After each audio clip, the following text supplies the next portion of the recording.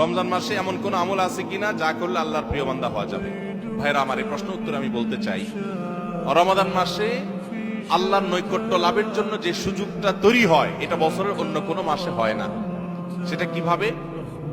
একে তো রমাদান মাসের প্রধান ইবাদত হলো সিয়াম বা রোজা, যেটাকে আমরা রোজা বলি।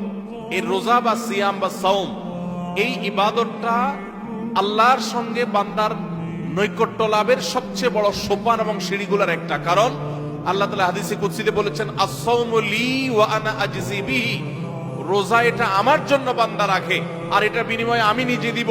এটা আল্লাহর সাথে বান্দার খুব গভীর সম্পর্কের একটা মাধ্যম।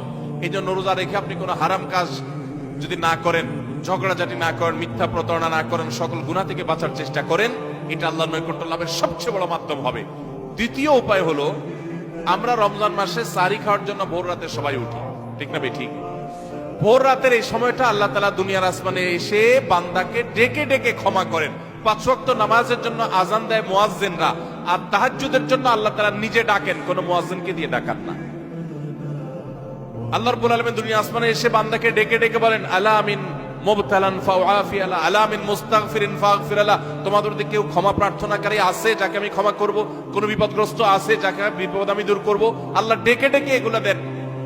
আল্লাহ নিজে ডাকেন তাহাজ্জুদের জন্য। সেটা আমরা 12 মাস পড়ার সুযোগ পাই না, কিন্তু রমজান মাসে পাই। 11 মাস পাই না, রমজান মাসে পাই। সারি খেতে উঠেন, ওই টাইমটাতে আল্লাহর সবচেয়ে কাছাকাছি যাওয়ার সুযোগ হয়। সিজদায় লুটায় পড়েন, সিজদা হলো আল্লাহর আরো কাছে যাওয়ার মাধ্যম। আকরাবু মা ইয়াকুনুল আবদু মির রাব্বিহি ওয়া হুয়া সাজিদ, বান্দা আল্লাহর সবচেয়ে কাছে যেতে পারে সিজদায়। ভোর রাতে রমজানে সবগুলো উপলক্ষে একসাথে হয়েছে। এই জন্য ভোর রাতে সারি খেতে উঠলে আল্লাহর ওয়াস্তে আমি অনুরোধ করি আপনাদেরকে যে ভাইরা, এই টাইমে সারি খেতে উঠলে সারি খাওয়ার আগে পরে 10টা মিনিট অন্তত টাইম বাইর করেন।